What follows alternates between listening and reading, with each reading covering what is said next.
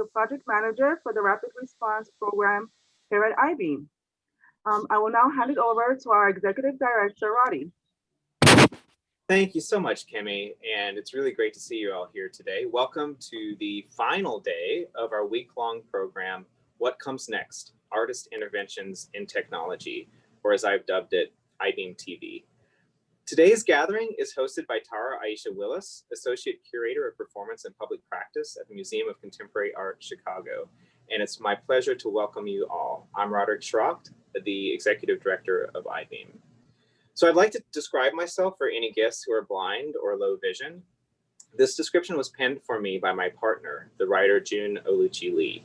I have brown and gray hair, cut short but floppy on top of my head, as well as brown and gray stubble on my cheeks and around my lips.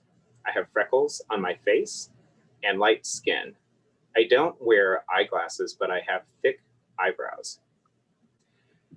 I would like to start today with an access check and to orient you to the virtual room. There are a number of IBEAM staff members supporting today's event here with us.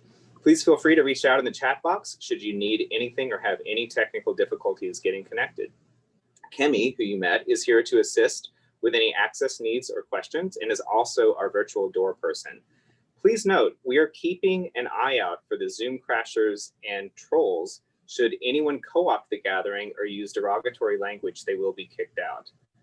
Today's gathering is being captioned. Hello again to Dana, our captioner for this event. We also have ASL provided by Rebecca and Veronica. Great to see you, who are all here from LC Interpreting. Peyton will be posting directions in the chat box on how to make captions and ASL visible to you, if they are not already, as well as other helpful information. Due to the limited amount of time we have together today, we need to keep the program running on time. So we will be taking questions in the chat box during the program for the artists. Feel free to add your questions there throughout the program, and we encourage you to use that as a space for discussion. And if we have time at the end, we will open it up for direct conversation with the fellows themselves. For those of you who are getting to know IBEAM for the first time, our mission is to center artists in the invention and design of our shared future. We are committed to the idea that artists are a necessary part of not just imagining, but also creating a more humane future, particularly as our digital lives further merge with lived experience. We strive to enable people to think creatively and critically about technology's effect on society by nurturing artists who are engaging and wrestling with the profound changes that are occurring globally. Our newest initiative, Rapid Response for a Better Digital Future, represents IBEAM's vision accelerated. This week, we are celebrating artists from all over the world who are doing some of the most inventive and groundbreaking work to push society forward, clearing paths towards a more just future. I am truly honored to have launched this program with this group of artists and to further support their visions, investigating the deep present, illuminating the near future, and imagining worlds to come, drawing bright lines from idea to impact. So that brings us to today. This program embodies the idea that ideas by artists are worthy of support on their own, which is something we did by supporting 30 artists in phase 1. And now we are announcing those 8 phase 1 artists who are moving into phase 2, receiving an additional $25,000 and substantial career support based on their project's potential for real world impact. So without further ado, it is my pleasure to announce the 8 awardees who will be sharing their work with you today. Those artists who are moving on to phase 2 are the artist groups Solar Protocol, Veil Machine, the artist Valencia James with Volumetric Performance Toolbox, Rashad Newsom, Dylan Sung, the artist group Apian, and the artists Shin Chin and Juan Pablo Garcia Sosa. Congratulations to all of you. I and we are so incredibly excited to see where your work takes you. And we are delighted to be joining you in this process. And now I would like to share some news that we're announcing here for the first time. It is with extreme pleasure that I can share with you that the Ford Foundation has joined together with the Andrew Mellon Foundations and the Henry Luce Foundation to support this singular initiative. And it is with profound gratitude that I share this with you today. And additionally, we are in conversation with the Ford Foundation Gallery to produce an in-person presentation of the 8 Phase 2 artists speaking today in 2021, so stay tuned. Truly, the enthusiasm and fearlessness with which the Henry Luce, Ford, and Andrew W. Mellon Foundations have supported this program is beyond anything I've ever experienced.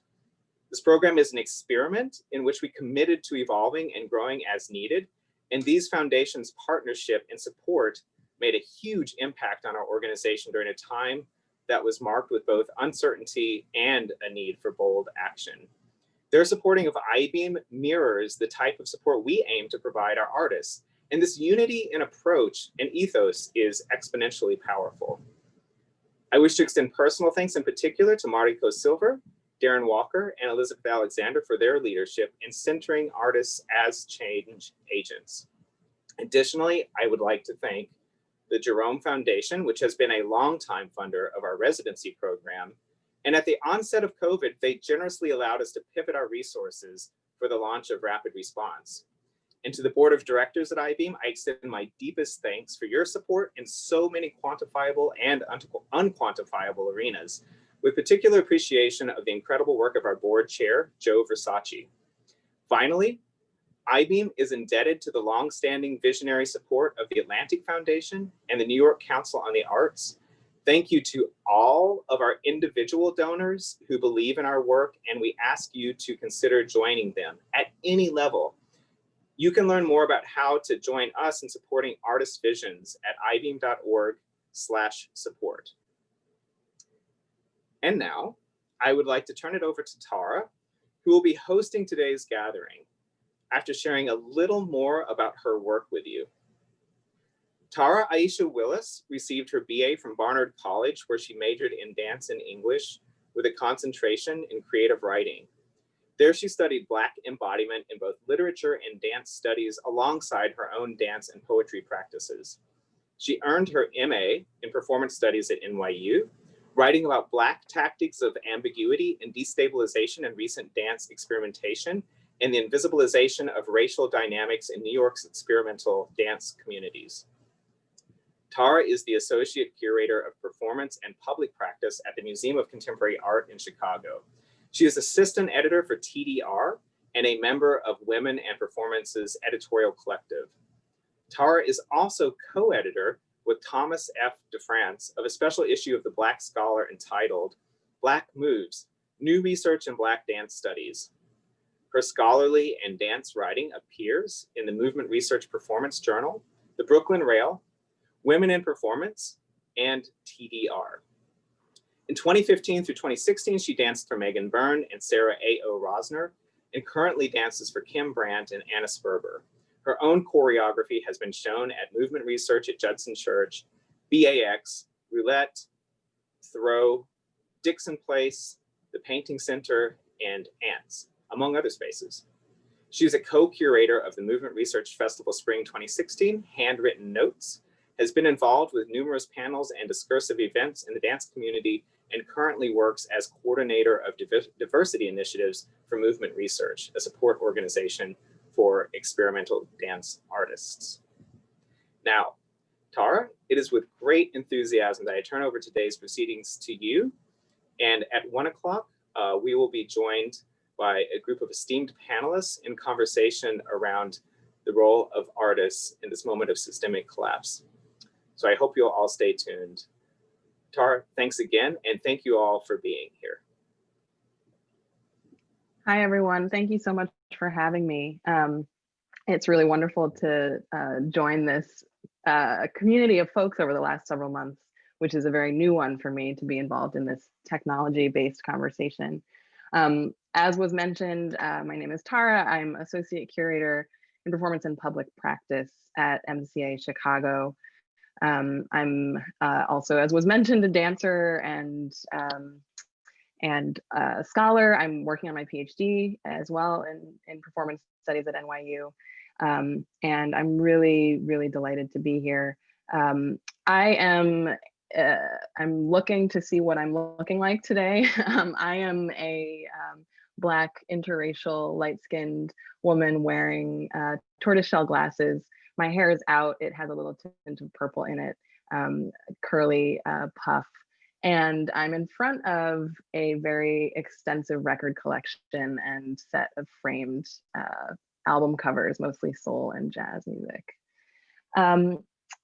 I hope that many of you have been able to tune in over the past week to hear about all of the amazing projects.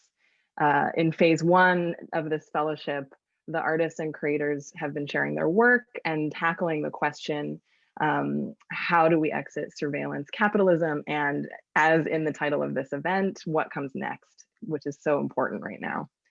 They've been really addressing it from every possible angle. And it's been my honor to read so many of those projects along the way through the application process till now. They've been rethinking how we move across borders, geographic, national, and political limits in a digital age, how information and social connection can flow more democratically, how it can change our assumptions about what democracy looks and feels like in the first place. They've been addressing how carefully crafted pathways for accessing digital experiences for people of color, people with disabilities, people with different access to technology is actually vital for creatively shaping those digital experiences. Their projects have covered how we interface with and alter our relationship with the natural world and the ecological scale of changes going on around us, how the intersection of technology and art practice itself might make us rethink what intelligence, knowledge, and information are in the first place, and how that intersection might just at a basic level help us dream and imagine futures that are yet to be manifested.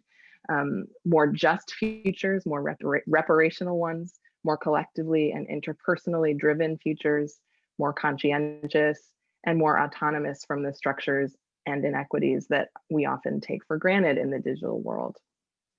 So reading about all of this work over the course of the fellowship process has really been eye-opening for me. As I mentioned, I'm not someone who often thinks in depth at the level that so many of you all connected with I-Beam do about the technology that we use every day and the ways that it can shift. I'm really awed by how each creator and artist is looking to their particular part of the field and digging in deep to their particular part of society and of the globe to not only produce powerful ideas, but to actually rethink how those ideas are generated, how they're put into action and shared. And this often comes with, along with a healthy dose of cynicism, but also a bit of urgent hope. The seams of our digital world and the gaps in our social infrastructure are being, as we all have been experiencing in different ways, are being tested right now. And these artists are upending our assumptions about how that world can and should work, as well as what it should contain. So I'm gonna just dive right in and start introducing the projects.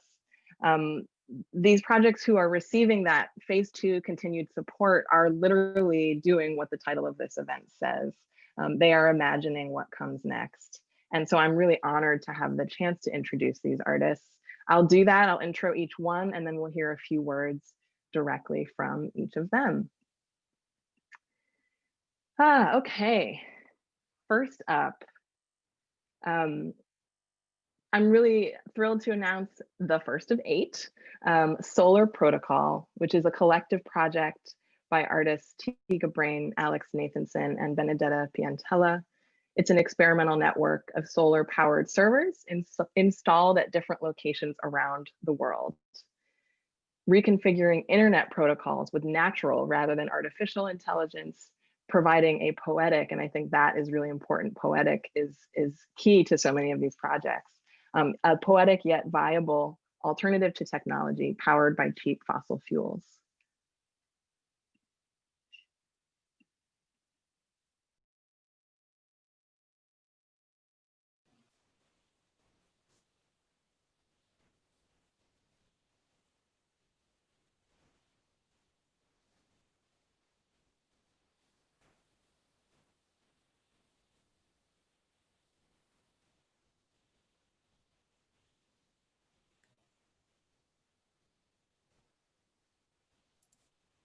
Is this where we should jump in? Yes, go for it. Sorry, I was just No, I'll do wondering better if next this was the time. moment. This is it. Yeah. Oh, thank you so much. Yeah, of Sorry course. about the awkward pause. Um, Do you want to start, Alex? yeah, sure. Hi, everyone. I'm a light-skinned man with gray and black hair and a brown beard, wearing a pink t-shirt in a room full of junk and all sorts of odds and ends. Great, yeah. My name is Tiga Brain, and I am a woman with pale skin and blonde hair, and I'm sitting in front of my kitchen in Brooklyn. And the third member of our collaboration is Benedetta Piantella, who unfortunately I don't think is here. She is in transit at the moment, so couldn't join us. But yeah, so there's the three of us. So thanks, everyone. We're incredibly excited to be receiving this award and have been so awed and just inspired by everyone in the rapid response cohort. During phase 2, we'll be expanding our project from a functional prototype of 3 solar-powered servers currently located in NYC to a distributed pilot network of a number of sites across the globe. And through that network, we plan to work with and actively foster a creative community of practice around solar-powered media and natural logic-driven infrastructure. We're deliberately working in an open-ended way where we will be exploring the affordances and characteristics of a DIY solar-powered network. And we're just beginning to select the additional sites that will host the servers. And in phase 2, we'll really be focusing on laying the groundwork for the deployment of the hardware and software that makes up this network. Yeah, so I mean, our project really is exploring this question of what does the internet, what does digital media look like if it didn't rely on fossil fuels? So we're starting from the position that the climate emergency, is not only like a political struggle, but it's also this struggle for imagination. And in the current moment, our culture and our technological imagination is really constrained by the availability of cheap fossil energy. And so by designing computation that's solar powered, like what new aesthetic opportunities open up, what new ways of designing become possible, what new ways of thinking, and then also, building relationships and social spaces then also come from that. And so we're really trying to explore that. Yeah, as mentioned, we're interested in this idea of natural logic, natural intelligences. So rather than making decisions based on like data-driven systems and amassing large data sets from surveillance capitalism, what does it mean if we took cues from the environment with how we design logics and make decisions within our technologies? And then finally, yeah, as Alex mentioned, we are really excited and hoping to build like a broader literacy and interest and sort of community of people working with solar energy and exploring these ideas. And so we will be, reaching out, sending servers out to other sites and working with people around the world to develop this project collaboratively and collectively. And so, yeah, that's a big part of our phase 2 activities, is to expand from just our Brooklyn setup to a sort of planetary scale prototype. And yeah, that's it, unless you should expand on that further. Or... Thank you so much, you all. Really appreciate it. And I will do a better job this time and on all 7 of the rest of the times of handing it over. So next up, we have Veil Machine, which is a collaborative of artists, organizers, and sex workers comprised of Sybil Fury, Nico Flux, and Empress Wu. And they will be building a virtual sex workers museum to house the collective history of sex workers in New York City and beyond, which is an unprecedented, unpoliced, stateless, and international body of sex worker stories and creativity. Thank you so much for joining us, and a few words from Sybil, Nico, and Empress Wu.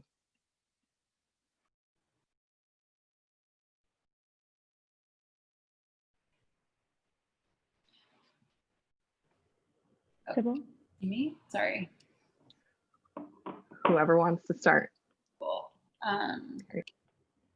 So my name is Sybil. I have white skin with some freckles, blonde chin length straight hair, and I'm wearing a silky light blue shirt buttoned all the way up to the top. My name is MJ Tom. I also go by Empress Blue. I use all pronouns. I am a petite East Asian femme-presenting person with straight black hair that is very long. I am wearing large black cat eye glasses that are adorned with strings of pearls on either side, and I'm also wearing a blanket. The last person in our organization is named Nico Flux. She is present, but she's unable to speak right now. And the three of us together form a collective called Veil Machine, which is it's an artist collective, which is interested in investigating sex work as a radical and relational art practice. So in phase 2, Veil Machine is going to be collaborating with organizations such as Kink Out Events and other really incredible sex worker artists and organizers to build a digital sex worker museum and archive. And hopefully this archive will accomplish 3 amongst many things, which is that it will be offering a space for creatively exhibiting sex worker stories that is in the style of the sex worker ethos, meaning that it's like free and open and also covert amidst a creeping amount of censorship and surveillance of digital spaces. We are also interested in formalizing a hub for an international network of sex worker rights organizations, as well as investigating alternatives to institutional methods of exhibiting, funding, and archiving that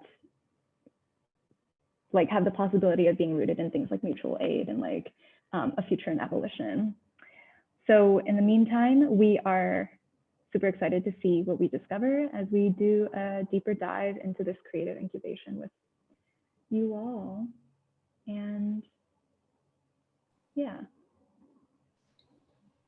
Yeah, and as for a way for everyone to get involved, we definitely encourage everyone to look into what Sesta Fasta and Earn It are. The specific legislation that this museum is both responding to and is also inherently limited by, as a project that's thinking about the sex industry, but also the art world and sex worker art, and just in general creative expression online.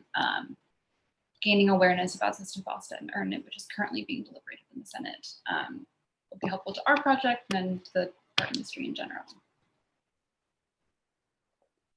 Amazing, thank you all. As you can see, just from these first 2, it's such a range of projects and really tackling like how we even use the internet to, you know, how we share our creative production, how we get our labor done and out there, and how we live on the internet, you know, with our bodies and with our intellectual and creative ideas.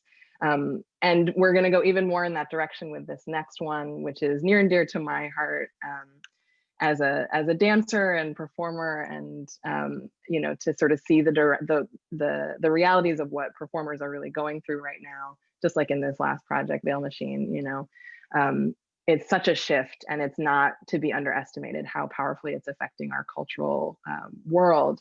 So our next fellow is Valencia James, in collaboration with Thomas Wester, Ben Purdy, Thomas Newlands, Sora Bluey, and Simon Boas, who have together developed Volumetric Performance Toolbox, along with the performance community, proposing new possibilities for dance creation and presentation, otherwise hindered in the time of COVID that we're living through right now.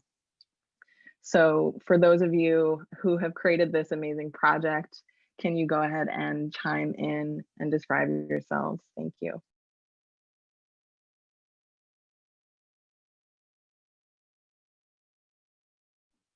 Oh, Valencia, you're muted currently. Right, sorry, thanks. Yes, the adrenaline. Thank you so much, Tara. I'm honored to accept this, this opportunity on behalf of my collaborators. My name is Valencia James. I am a Black femme with dark brown skin, a narrow oval face, and locks pulled back by a colorful head wrap. I'm wearing a green, pale green cardigan. And I'm so honored this opportunity, and special thanks to my collaborators, Thomas Wester, Ben Purdy, Thomas Newlands, and Sorb Louis. And I'm happy to welcome Simon Boas to our team for this phase. And I also thank everyone at I-Beam for your belief and trust and support of our ideas. My fellow rapid response cohort artists for your kindness and generosity, for the people and the family and friends who have attended our test showings and offered feedback and documentation. And special thanks to Botan Bognar, Yasin Bell, and Amina Burrell, and eternal gratitude to you all. For phase 1, we set out to find solutions for translating live dance into immersive web space. And we were able to develop a technical solution as well as an artistic approach to creating performance in 3D immersive space.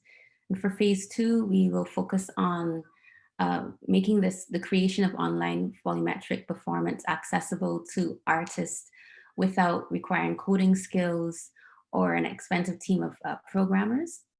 And we are going to share the tools and methods developed in the phase 1 with a diverse cohort of artists through a series of workshops that would culminate in an informal showing.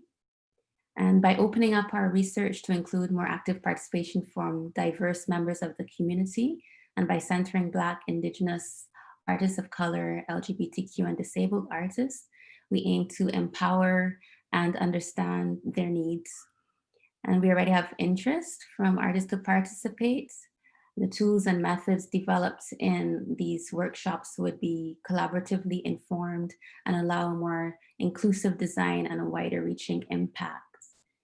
We acknowledge that in order to create a system that truly benefits all, it must be built in community. And so we're looking for coders, backend developers, web VR artists, designers with expertise or interest in Mozilla Hubs or Spoke to join our team. So we encourage you, on all artists who are interested in joining these workshops, to please contact us at volumetricperformance@gmail.com if you're interested. And you can also follow us on Instagram at volumetricperformance. So thank you again, I-Beam, for this honor and opportunity to continue developing this work.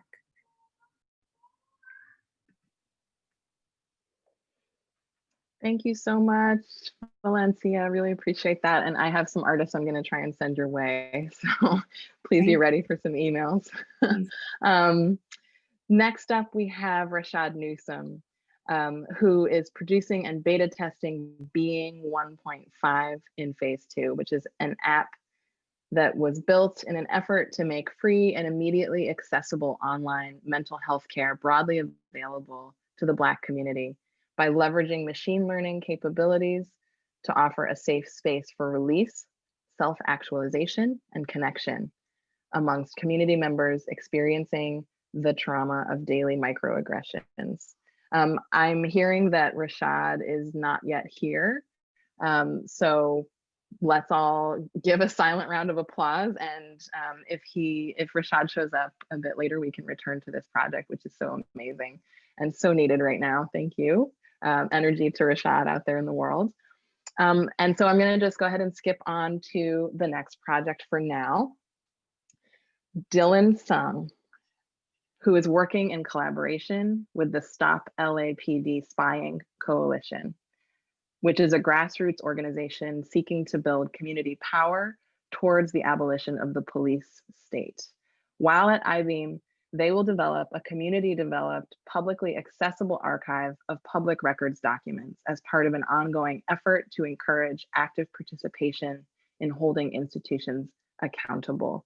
Thank you so much for doing this work, Dylan, and you're up next. Go ahead. Hi, everyone. My name is Dylan Sung. I am light to medium beige in skin tone. I have black monolith eyes and long frizzy hair. I have an oval/heart-shaped face, and I'm often told that I look quite young for my age. I'm currently sitting down, and there is a bookcase and a window with curtains behind me. So throughout phase 2, our archive team will be continuing the work that we've begun in phase 1, which is building out our collections, developing how-tos and timelines of the different work that the coalition has done. We'll also be diligently producing the metadata for our thousands and thousands of PRA documents that continue to come in with the requests that we send out. Our web team, Aldo and Ben, will be working towards transitioning to a CMS like Mukurtu that can more robustly handle metadata. Our current prototype is on WordPress, which was recommended to us by our web developer for phase 1, just to speed things up initially. And it was like super helpful to our thinking in terms of what needed to be done on a practical level. And now we'll be moving on to a more robust CMS. And we also, we have all these dynamic ideas of what we can describe, but it has been challenging to actually kind of include it, form it into the structure itself of the archive itself. So right now, I think, admittedly, I think the form of our archive is a bit conservative. So even though our approach feels really experimental, but we also want to organize the content in a way that invites viewers to take a look. So I will be continuing to meet individually with artists, activists, archivists for advice and conversation for how kind of the form of the archive can go. Also throughout phase 2, and I think this is what we're currently the most fired up about, is developing a polyvocal approach to metadata. So we're planning to hold around 3 to 4 focus groups in facilitating the creation of folksonomies, which is what we're calling community-generated vernacular vocabulary. Because the majority of our materials are state documents, we're not trying to produce kind of counter representations of our community necessarily. We're trying to kind of intervene with the state through their documents. We quickly realized that we can't only use state categorizations for how our communities and neighborhoods are described and essentially criminalized, like chronic offender, transient, this central division, this bureau. So not many people would even know to search using that kind of language. So through community presentations and focus groups, we're essentially going to get folks involved in the archival process, whether they'd like to look at the documents to discern the useful state categorizations and terms, or with whether they'd like to reflect on the state language to provide their own folksonomic terms that would enrich the descriptive metadata of that document. And in about January or February, we're going to just start, the inklings of thinking conceptually and logistically building out how we can start a physical archive. And this is our solution concerning accessibility of the archive for our local and unhoused community members who are without steady access to the internet or a smartphone. So we'll be tentatively beginning to do research on the strategies of prison libraries, for example, as it enforces limited access to digital materials, in terms of how we can store physical media for the diverse range of community members we have.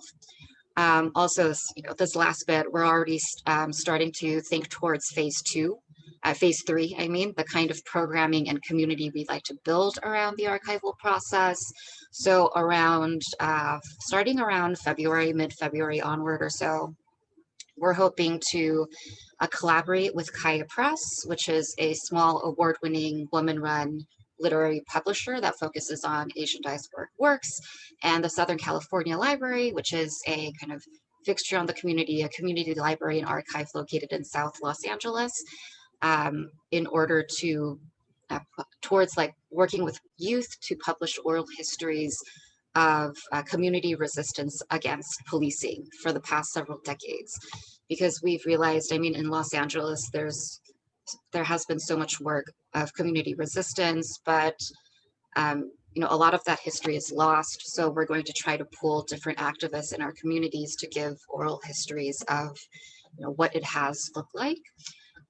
So I guess a call to action or invitation for all of you is, if any of this, brings up any ideas for you, if you have any thoughts, please feel free to email me. I'm always open to be in conversation via email or to have a meeting. And I just really appreciate all of the people who have been excited about this project with us and have given their time to thinking about this project. So we're also looking for any volunteers we can get to produce the metadata for these documents.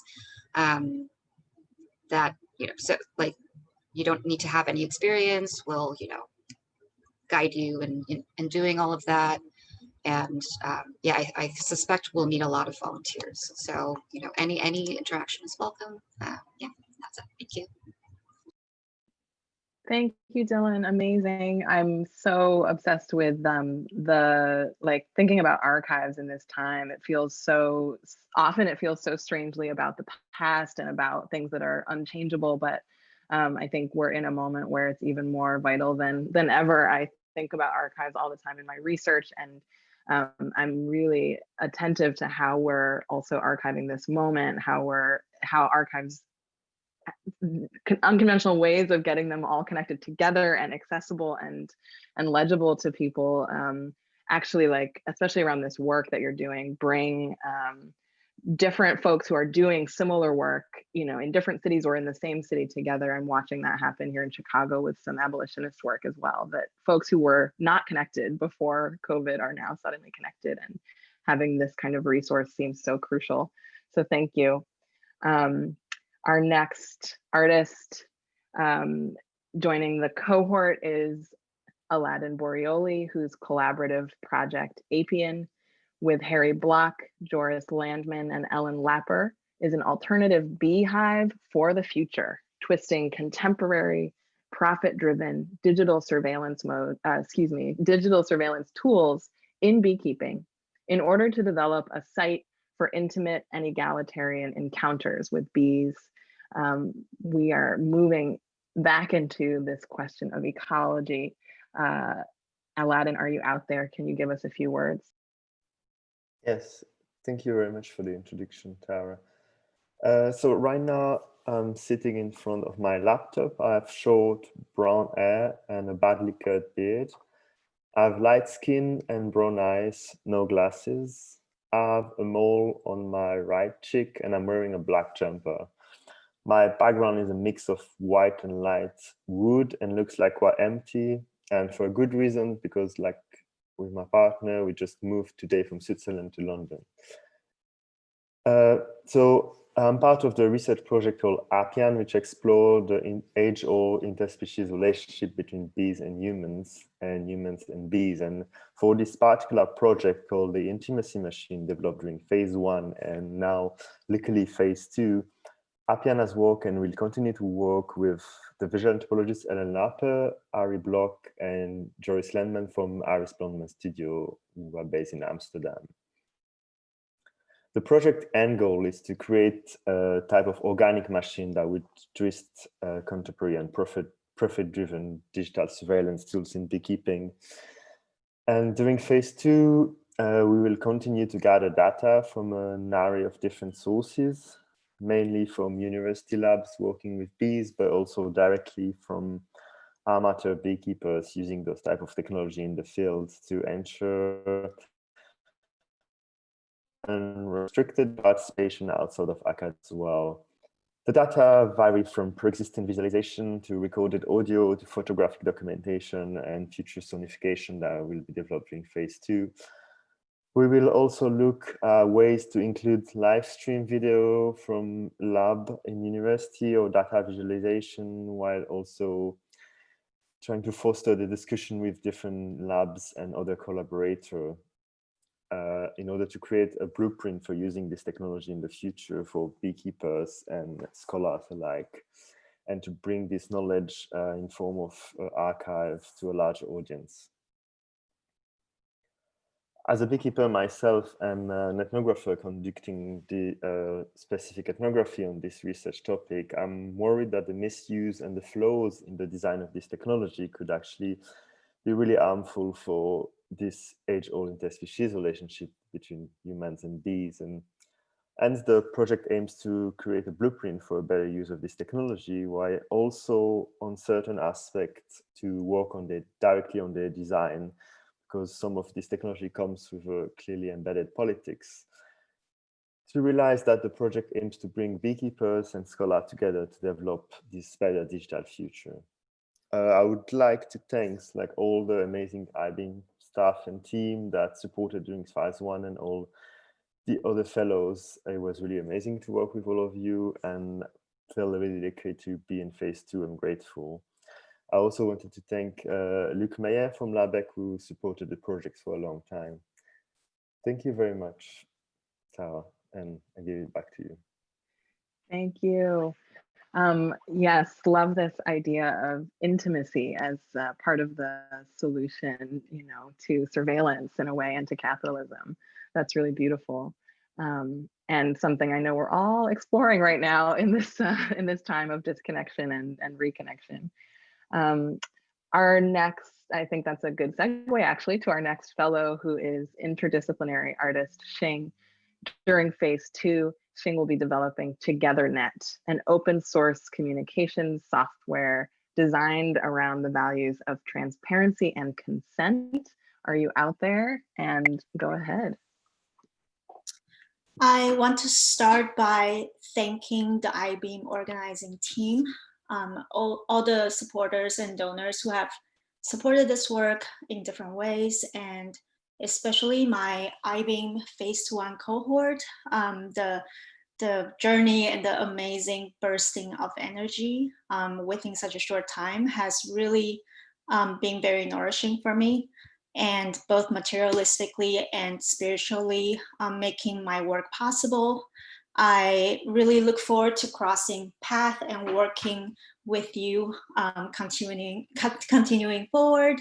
And hi, my name is Xing. I go by they them pronouns. I am a non-binary Han Taiwanese descendant with a short hair and a few strands of white, and I have a diamond-shaped face, light olive skin, and I am wearing a black and white striped shirt. So I want to share a little bit about what I am thinking about for phase 2. I am building a communication software that operates on both an ephemeral mode, which operates on the P2P protocol, as well as a archival mode that pushes conversation onto a server. So during phase 2, I will work on assembling a team, and together we will work towards a couple different goals. The first goal being working towards the idea of the plural web.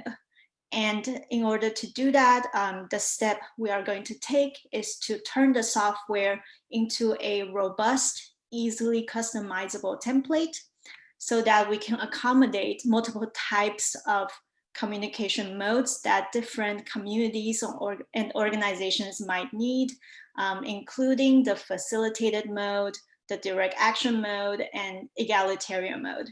I'm going to share the website to the project so you can learn a little bit more about it there.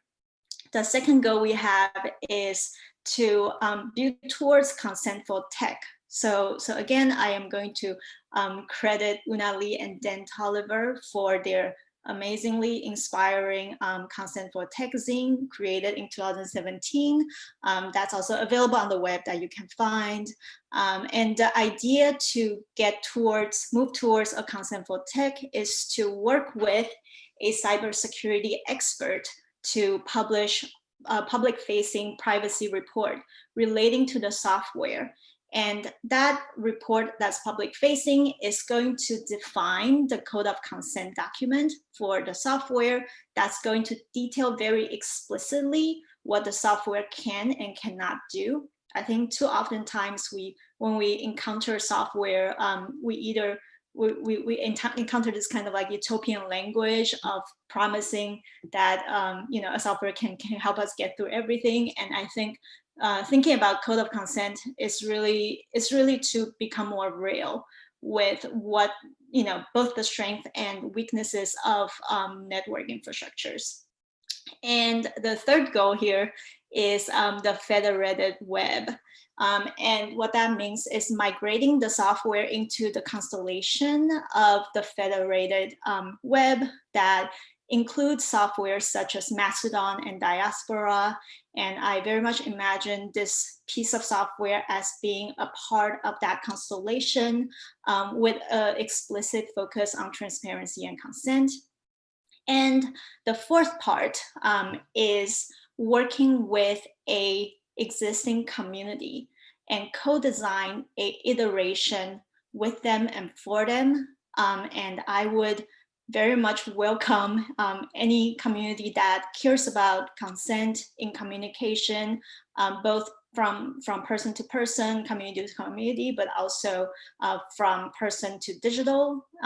Like if you are concerned about these issues and interested in exploring further, interested in getting help to create an iteration for your community, please reach out to me. And I will be hosting a series of public workshop during phase 2.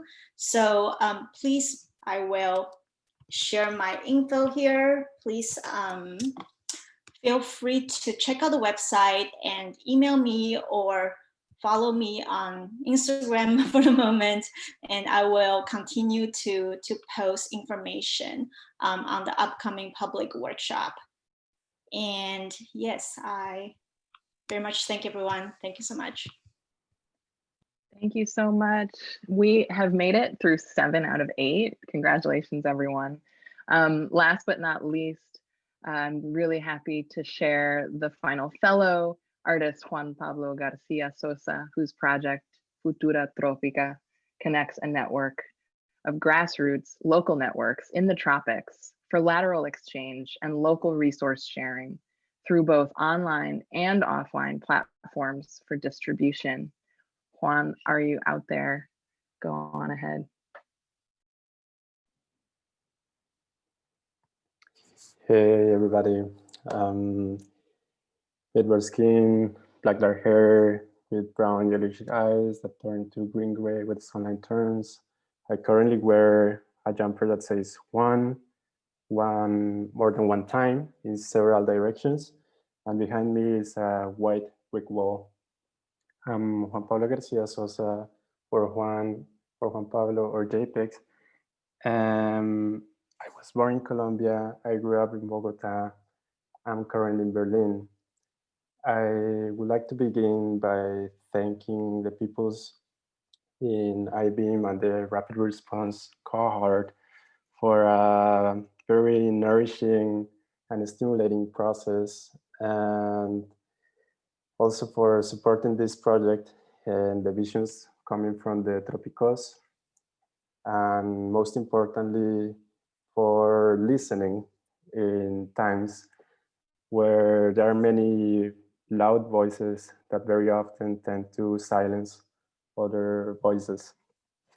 Now, the Futura Tropica project, the name of this project, is basically a decentralized network of grassroots local networks located in the territories within the tropical belt.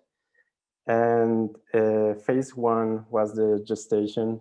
Phase 2 will be exploding. We currently have hardware necessary for initiate this network, beginning with rhizomes in Bogota, Colombia, in Kinshasa, DR Congo, and Bengaluru, India. Later on, Ouagadougou in Burkina Faso will join, as well as Manila in the Philippines. This is also a good opportunity to invite any other community local network located within the tropical belt that would like to potentially join this network, experimental network, to text me and to stay in touch. Now, in phase 2, we will perform monthly experiments examining the different elements that compose our everyday life realities and words. Elements that include local iconic objects, as well as visuals, sounds, smells, and for every local specificity in each territory, meaning in Bogota, and Kinshasa, and Bangalore. We will then share it intertropically along the other rhizomes and try to recompose these elements, embracing dynamics of reappropriation, misunderstanding, and remix, misusing these elements or re-scripting the instruction manuals with this. Now, something that is relevant for this project is to highlight or provoke more of this lateral exchange that can take place among the territories within the tropical belt, that not making them exclusively with a mediator from the global north, and hopefully explore other forms of knowledges, designs, and technologies that very often have been invisibilized within the modern dualities we live in. And in this way, hopefully contribute to position the tropics as a key player in the planetary conversation, tackling the climate emergencies and the post-COVID-19 realities. Something that will be very important for this project is to reclaim back the tropics, a region that has been very often over-exoticized, undervalued, and exploited, and will acknowledging that this is a region where knowledges, designs, and technologies emerge. Bringing and introducing the tropics to the north, south, west, east equation to hopefully start breaking the modern dualities we live in. And hopefully by doing this, opening up a space for the margins and the old grays that lay in between the black-white pluralities, and redistributed the networks of technologies and cultural imaginaries, not only with technologies, open source technologies from the global north, but especially technologies coming from the tropics. And also, very importantly, redistributing the networks of cultural imaginaries currently dominated by the ones of US America, Europe, and the global north, with other blends and flavors from the tropics. In this way, we are looking forward to shift to more pluriversal understandings of the planet. And as the Zapatistas in Mexico have been saying for over 20 years, being a word where many words fit. Thank you very much. And looking forward for this near future in the tropics. Thank you so much. I just want to invite any of the artists who didn't get a chance to share their contacts or any information about the projects they're working on in the chat to please go ahead and do so or reshare and take a look there to the audience for any of those contacts that are coming up. Amazing projects, everyone. I believe that Roderick is going to join me here. So, and then we will see if we have time to address any of the questions and close out.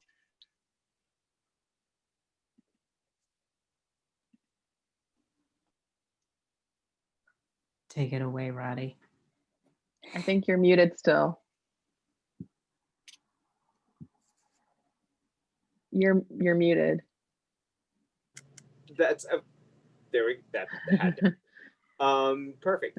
But at any rate, I just want to say thanks, Tara, that it's just been wonderful having you step us through these really, really impressive and deeply engaging projects. And, you know, I would love to, since we have a few minutes before we begin a panel discussion, it would be wonderful to address any of the questions from the fellows or to the fellows. One thing that came up in the chat I saw earlier was something for Dylan, which I think ties to this kind of overarching theme of intimacy that's just running through so much of the work. And it's a question around what the term folksonomies means. And I wonder, Dylan, if you could maybe talk a little bit about what you see as being your focus on using that word. Sure, yeah, so it's a term that has been introduced to me by a community-based archivist, and it's a term that we've currently landed on for the moment, but it might change.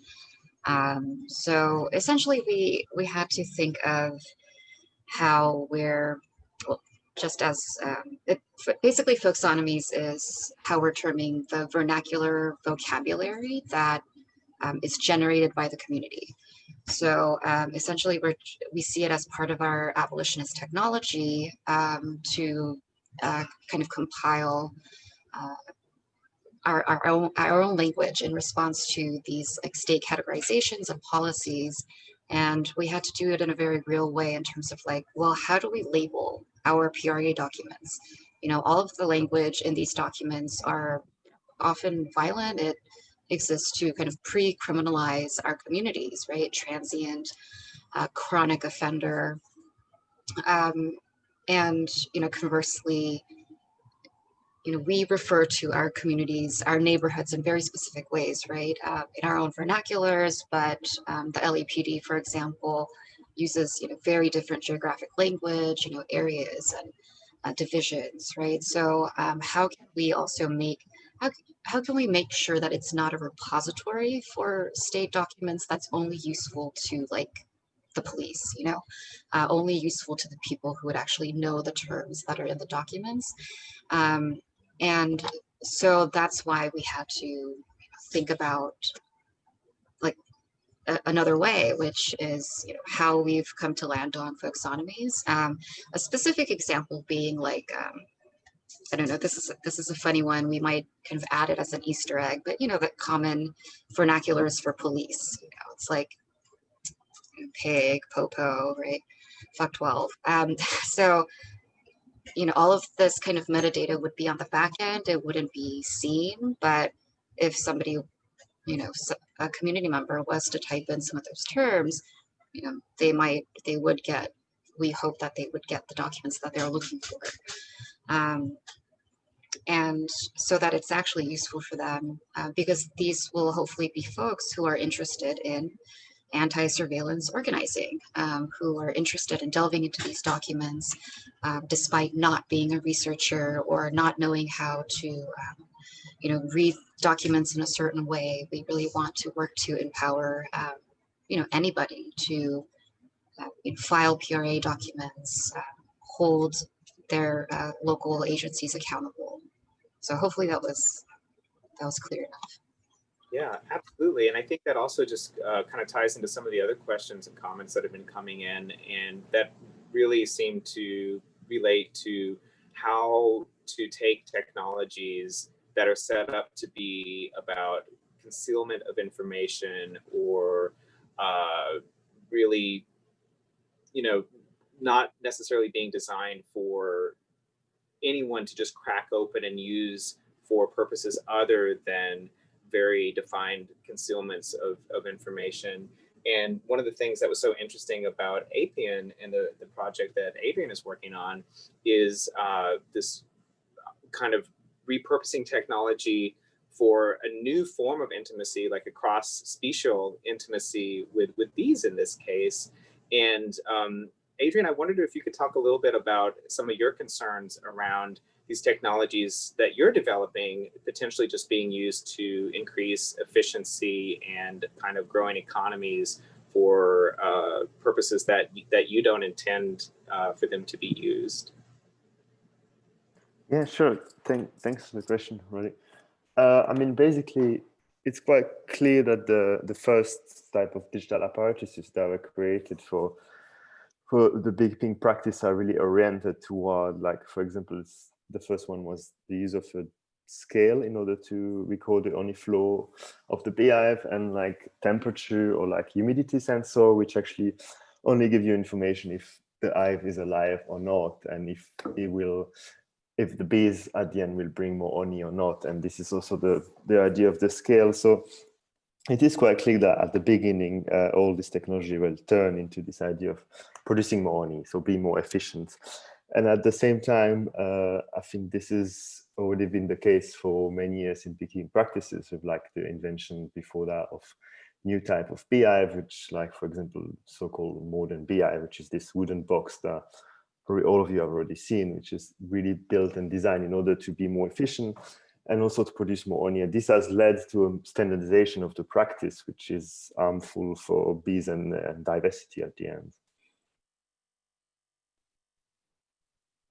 I don't know if I answered your questions. You did, yeah. Thank you so much, Aladdin. That's really, really helpful. And again, thanks everyone. Tara, thank you again for joining us. I would like to suggest that we take a 5-minute break before moving to the panel conversation, at which time I'll be joined by Dr. Mariko Silver, Lisa Kem, Akine Ijoma, and Alyssa Blunt-Moorhead to talk further about the role of artists in a moment of systemic collapse and potential rebirth. Again, thank you all for being here today. We'll just pause for about 4 minutes. We'll start up at 1:05 for the panel conversation. And please feel free to make a phone call, grab lunch, a drink, whatever you like. And I'll see you back here in just literally a couple of minutes. Thanks again, everyone.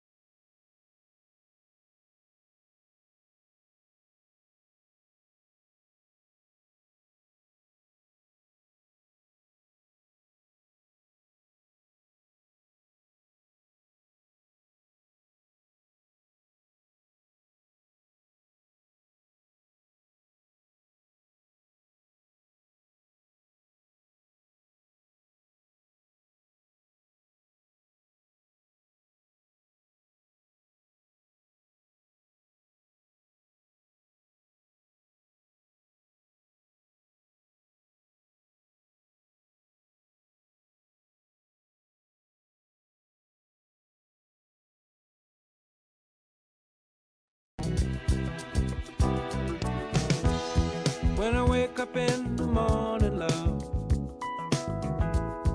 and the sunlight hurts my eyes, and something without warning, love, bears heavy on my mind. Then I look at you, and the world's all right with me. Just one look at you, and I know it's gonna be a lovely day.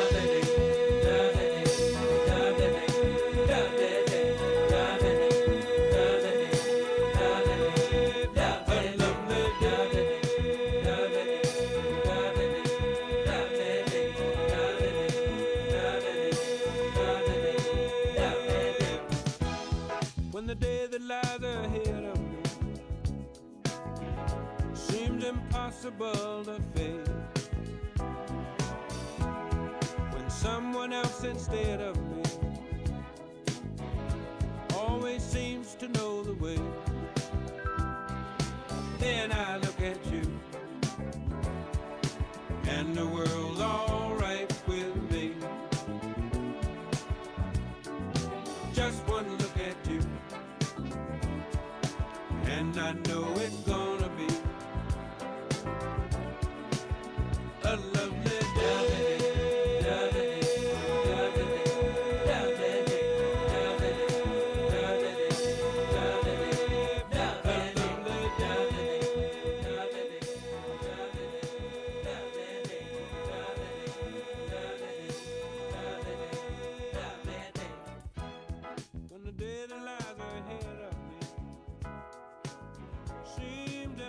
indestructible affair. Well, welcome back, everyone. And it's great that you all are still here. And it's really, it is a lovely day. And it's really just an incredible honor to be able to share the stage virtually, as it were, with the group of people that we're in conversation with now. I'm going to be joined by Dr. Mariko Silver, Lisa Kem, Akene Ijoma, Alyssa Blunt-Moorhead, and we are all going to look at the question of the role of artists in this moment of systemic collapse and potential rebirth. Before we dive in, I'd love to read some short biographical information of our guests, and then we'll get started. Dr. Mariko Silver is the president and CEO of the Henry Luce Foundation. She was previously the president of Bennington College. During the Obama administration, she served for the U.S. Department of Homeland Security as acting assistant secretary and deputy assistant secretary for international policy. Dr. Silver also served for Arizona Governor Janet Napolitano as the policy advisor for economic development, innovation, and higher education. Prior to her government service, Dr. Silver was instrumental in the transformation and expansion of Arizona State University, leading teams in economic development policy and metrics, science, technology, and innovation policy, state K-12 and higher education policy, sustainability, science, and global health. Dr. Silver is a fellow of the National Academy of Public Administration and a member of the Council on Foreign Relations. Lisa Kem is director of the Ford Foundation Gallery, an exhibition space within the Ford Foundation Center for Social Justice. Prior to her appointment at the Ford Foundation, she was director of cultural affairs at Two Trees Management Company, where she oversaw the company's arts philanthropy, public art projects, and produced the annual Dumbo Arts Festival. Lisa served as the director of the New York City Percent for Art program from 2006 to 2008 for 12 years, managed exhibitions, collections, and construction for Gagosian Gallery. Lisa holds a Bachelor of Arts in Art History with a concentration in Visual Arts from Barnard College and a Master of Industrial Design from Pratt Institute. Alyssa Blunt-Moorhead is an artist, curator, mother, and producer who has created public art, books, exhibitions, and cultural programs for the last 25 years.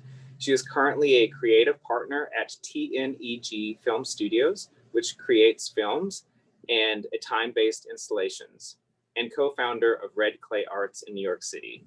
She explores the poetics of quotidian Black life to emphasize gestural dialectics of quiet domesticity and community making. She is also a recent 2020 I-Beam resident. Akene Ijoma works at intersections of life experiences and data studies, poetic art acts and analytic insights, and aesthetic quality and social efficacy, creating artworks ranging from apps and websites to music performances and interactive installations. Between his studio and lab practices, he's interested in developing new ways of seeing and understanding social issues through multiple fields of research and translating them into multimedia using computational design and conceptual art strategies.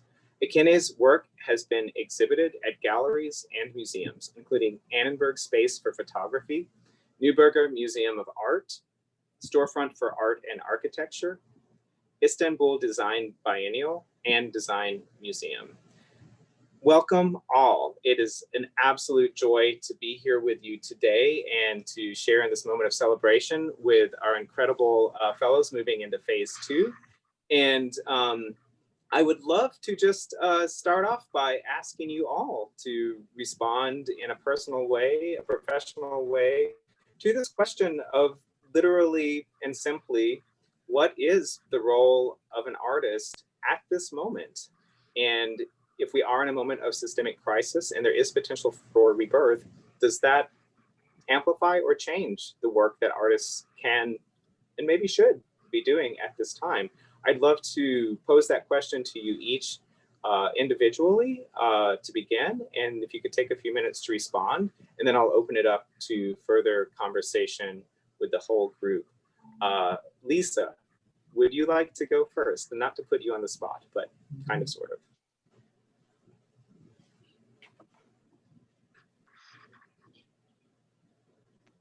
Hi, Roddy. I'm happy to go first. I apologize in advance if I zip out of signal. We had a delayed soccer practice this morning. We're all in the same Hi, boat. everybody. Thank you.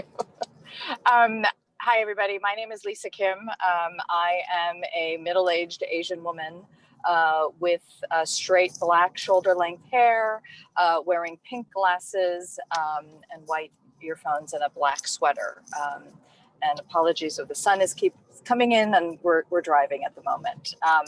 It's nice to be here with you all today. I am actually coming to you from the Hudson Valley, and the territory that we are on is the ancestral home of the Mohicans and the Munsee Lenape people. So I'd just like to acknowledge that. The future, I'm sorry, I missed your question because we were out of zone, but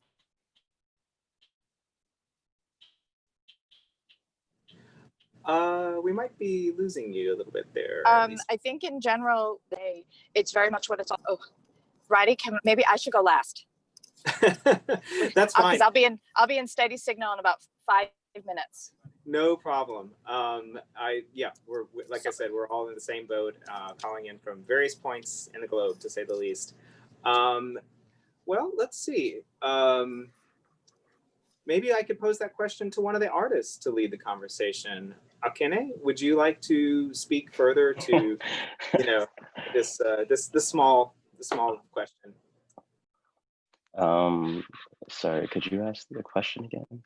Well, I think anyways, I'll just say I can't speak for all artists and what they should be doing in this time, but what I've been doing in my practice is just listening and sense making. And I think the role of my art, and most times, is just sense making. And I try to make proactive work, not reactive work. I'm not reacting to every single thing that's happening all the time, but looking forward and yeah, I mean, a lot of the social issues that I've been researching, they're just ongoing. So it's, it's like how to make sense of how something could be ongoing for so long and the possibility of it maybe changing within my lifetime. Well, I hear you on that point, and and it just also just brings to mind this question and this reminder that so many of the issues that these fellows, yourself, other artists are facing are not, in many ways, are not necessarily new issues, but are things that artists have been dealing with for a very, very long time. And I wonder if I could ask Dr. Silver to share any thoughts that she may have just on this overarching question, particularly from the vantage point that she comes from as the head of a foundation. Thanks so much, Roddy, and thanks to all the artists. I want to say also thank you to Ruby Lerner and Robert Rancic, who I know are on the line, who introduced me to I-Beam in the first place, and therefore the Henry Luce Foundation. Roddy, you and I had a conversation in March, April, I'm not sure I remember exactly, starting to talk about what was needed for the future. So I'm very happy to engage this question. And certainly, I think we can't imagine a future without artists. And by that, I don't mean, or I don't only mean that we don't want a future that doesn't have artists in it, which is I think what people mean when they say we can't imagine a future without. I mean that we are incapable as a society of imagining a different future unless artists are part of that imaginative process. You hear a lot of people now in the pandemic and around all kinds of social issues saying this moment requires the full force of our moral imagination, but actually the vast majority of people can't go any further than that. They can recognize that that's necessary, but they don't actually have the tools and the skills and the capabilities and the ways of engaging the world around them that artists do, that is imaginatively driven, imagination driven, and in many cases, particularly the cases of the artists that have been selected for this fellowship, also community driven. I love the idea of the folk taxonomy, thinking about the ways in which we categorize and are categorized. And speaking of which, I did not describe myself, sorry. I'm also, like Lisa, a middle-aged Asian woman, in my case, half Asian. I have trees behind me. I'm wearing a green cardigan blanket thing because it is Saturday, and my hair is pulled back in a ponytail because I haven't had a haircut for at least 7 months and probably more, like many of you. And I'm not an artist and should never cut my own hair, nor if you saw my children, you would know I shouldn't cut theirs either, but oh well, too late, too bad for them. So all that to say, I'm enormously grateful for what artists bring. I wasn't necessarily expecting you were going to read out the whole bio there, Roddy, but as people can tell by listening to that, I have spent my life in institutions of government, institutions of higher ed, and the poverty of imaginative capacity would take us a very long time to unroll. And I think we actually need the kinds of interventions that not only artists, but particularly artists can bring to reimagine the incentive structures, to reimagine the ways we think about what success is, to reimagine the ways we think about what society is for. We are so stuck in this moment in very narrow paradigms. Even things like when people think or talk about what to do to make the world better, or to make the US better, or to make their communities better, the vast majority of people talk about solutions. There's a lot of solutioneering or solution finding, solutions design, and so forth. And I actually think we need imagination right now. We don't yet, there are many, many things to solve, but going straight for solutions assumes that you understand the framework already. And imagination enables us to rethink all those frameworks and the ways that they intersect, and the systems and the way that they intersect. So I'm enormously hopeful listening to these projects, and enormously grateful to be part of this conversation.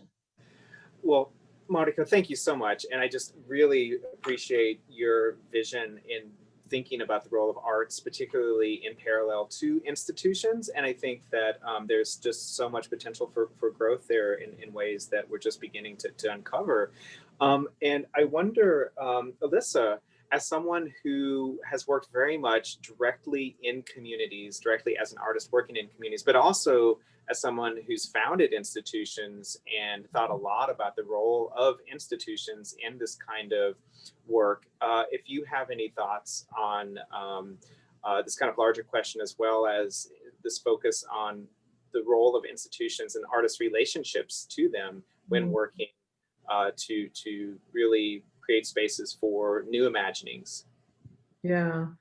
I guess I could talk more like things that I've been more sensitive to once I kind of started to understand what like surveillance capitalism and what sort of the idea of structural systemic collapse, means. A couple of things. One is I think the role of artists and institutions should start to conflate a little bit more, in that artists are kind of understood to be provocateurs and to evoke and provoke. And I think institutions should do more of that as well, particularly the ones that have the means to take more chances. And I'm not brown nosing, but I am going to say, having been an I-Beam fellow, I know that I-Beam has changed over the years, and under my experience, in response particularly to all the systemic breakdown of this past summer, I-Beam was amazingly agile in the way that artists have always had to be in allowing us to sort of self-determine. And that's something institutions have been tied to product. And I know when we talk about surveillance capitalism in general, this idea of us producing thought, material, and desire as raw material for someone else to gain, the institution has not been that far off. And now I think, the way that we were able to operate during our stay at I-Beam is a guide. And as a person who comes from a group of people, meaning Black people, and I'm sorry I didn't describe, I'm a Black woman, brown skin, white hair that is also COVIDly designed at the moment, and I'm wearing black glasses and a gray shirt. Someone who has culturally been the raw material for this country's cultural advancement and economic advancement. I've been really, really sensitive to that idea and how we can sort of remain coded and not become product, and how our work can become more sort of hyper local. You know, and I've been learning quite a bit and trying to apply quite a bit from people who have been thinking about this forever. People like Kamal Sinclair, who's a genius and has been, you know, thinking about reimagining the world well before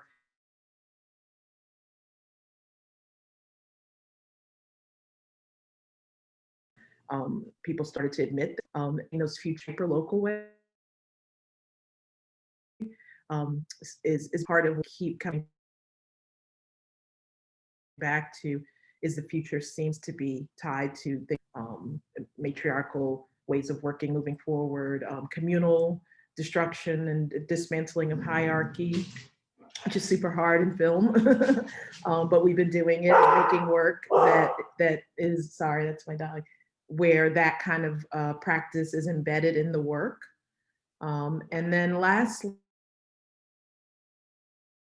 I've been trying to think more, I've been more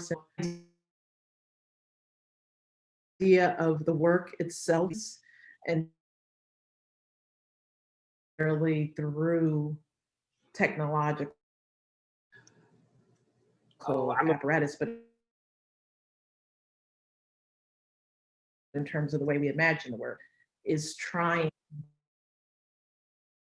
to operate. So those are the things I'm thinking about. I think maybe it's my connection. We're having an interesting Zoom experience today. I lost a little bit of what you said there at the end, and so my apologies. I may be the only one who missed that as well, but I very much appreciate exactly what you're saying. And I believe Kamal may even be with us here today still. Did you say that part?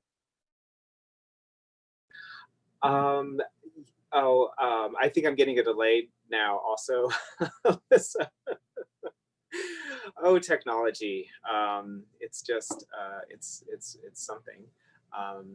Well, you know, I will say that to the points that you're making, Alyssa, around the challenges of breaking down hierarchies in institutions, and then kind of coming back to what Dr. Silver is saying around this question of how to inject and sort of explode potentials in institutions through an artistic practice.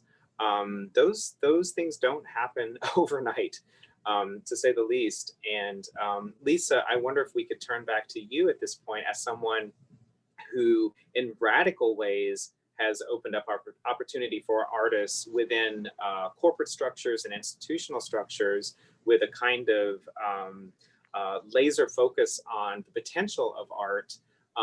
If you're available, perhaps you could speak a little more to those questions. I'm back, Roddy. Apologies, everybody. Thank you for your patience. Okay, so I'm on more stable internet access. Yes, listening to everything that you're saying, absolutely. We're all here, though, preaching to the choir, right? We know that the artist's role is in imagining the future and in imagining new things. And Dr. Silver, I think you are absolutely spot on. It's imagination that we need. What I have found in my 25 years of working with artists is that artists are the, if we can flip the proverbial canary in the coal mine analogy, but make it more positive rather than, while artists do spot the dangers before anybody else sees them, artists also spot the possibilities and the hope for what could be new, right? And that has been what has sustained me in my career, is working with artists whose imagination just blows my mind every day, because, you know, we take everything for granted. We're humans. So we sort of get used to everything. We get complacent, we get comfortable. We think, oh, this is the way things are. This is how things should be. This is what we've inherited, right? I have just started reading Isabel Wilkerson's Caste in a staff book club. So I'm excited to do it with a group of people. But she talks about the caste system being, the analogy is to America is an old house We've inherited an old house. There are old bones. There's going to be structural issues. You're going to find mold. You're going to find things that are screwed up with an old house. And we either choose to live with it in the condition that we inherited the house, or we choose to fix things, right? And to fix things, we have to take everything down, every layer, down to the bones, down to the foundation, down to what's underneath the house. And that's what artists do. Artists dismantle and destruct everything that's present to figure out how we can rebuild, and to rebuild in a way that has not been handed to us. There's no guidebook for this. So my hope is that in the world, there will be more artists, that more artists understand their value, understand their ability to kind of be chameleons through all industries, institutions, and all sectors of society, and to assert that power. You have power. There is great, great power in imagination. You should be paid for your work. You should be paid to sit at the table. You should be at the table. This whole lean in business with Sheryl Sandberg and women, artists need to lean in to every place. And I think that's important because you have tools that others don't. And it may take a while for it to be recognized. But, you know, if we can look at one of the silver linings of COVID, it is that while everything is crumbling, artists are the ones who are rebuilding in their studios, in their imaginary. And that partnership, that's something that will take some time to come out. But I commend iBeam for the work that you do, Roddy, for identifying the partners who look to our future, because the world is going to look very different in 5, 10, hopefully even in 2 years. And that's because you all are writing the guidebook. So my job is to support your efforts and to connect with more people who can do this, because we all do it together. Lisa, thank you so much for that. And I really appreciate the way that you're framing that. And that's something that I feel all the time, is that there is enormous power in the work of artists. And I think we can see that with the 8 fellows here, in the work of Veil Machine, for example, taking activism to a whole new level against legislation that essentially deplatformed a whole occupation and a type of work without any sense of proportion and I think that kind of response through art is incredibly powerful, and also in the work of Dylan Sung in creating this archive of activists working to expose surveillance, often illegal, flagrantly illegal activities of the LAPD, and the LAPD sort of setting the standard for policing throughout the country. You know, these are really powerful roles that artists can take. And I feel like it also is so important to really think about what it means to support ideas from artists. And that's something that we hope to do more of at iBeam, and also sort of pull a little bit out of a kind of solutionistic thinking. And we're certainly, as this experiment continues, we're looking to expand and think even more deeply around how we can support simply artists' ideas as a force of power in the culture, and model what that kind of support looks like.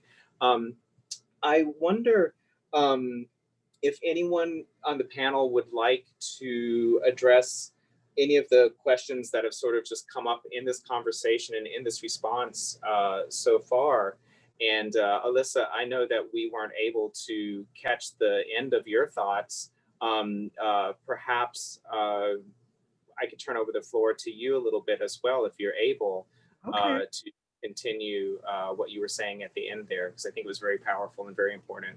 I'm not sure what I said at the end, but what I'm really getting at is this idea of, you know, certain kinds of organizations are more, have been more, I think, competent. iBeam, Creative Capital, a few other places that have been able to support the autonomy of artists. And what happens is then the work becomes this sort of hyper local, and not just in a regional way, but across cultural lines, gender lines, things like that. So in terms of the way the landscape has improved and taught us how to dismantle hierarchy, it's quite ancient, and it's also embedded in the cultural and artistic practices of like queer communities, communities of color, who've been operating like this for a long, long time. And so now I think adopting those ways to own and access your own cultural memory, your own ideas, your own raw material, you know, to use a surveillance capital term, and then to benefit from it. So those are the things that I've just been hyper aware of as a result of the dismantling, because we don't have a connection. We've never had a connection things anyway, and we particular way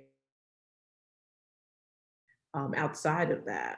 So you know, it's just sort of now we have a particular apparatus in a more general way, and to show people how even things that are very, very hierarchical, like making images, making film and things like that, how they can also now be retrofitted in these ancient ways, and through these ways, reimagining futures that are more honestly productive, generative, generous, and you know, effective. So, yeah. Thank you so much for that. And again, I will have to invite you back. And my dream is to have everyone that's part of this program and everyone that supported us in the same place, physically at the same time. I don't know when that's going to happen, but I would love to consider this conversation as a starting point, and very much the beginning of an ongoing experiment that we continue here at I-Beam, very much in partnership with so many people that are sharing the stage virtually in the panel. And the wonderful thing about Zoom is we all share the same stage. With so many of you that are here today, we hope to continue this conversation in robust and very meaningful ways going forward. And I just want to, again, express my profound gratitude for the support of so many people that are here, as well as the constant inspiration. Lisa, I also can't imagine a career where I'm not nourished by the visions of artists on a regular basis at this point in my life. And I appreciate everyone who attended today. And this will be a very exciting year coming up with this group of artists. And I invite you all to continue to be in touch, join our newsletter, and to just be in touch. We're very accessible and very available. And with that, I think we'll go ahead and close for today. And I do hope to see you all again soon in whatever form that might take. Thank you very much. And again, thank you, Tara, for hosting today.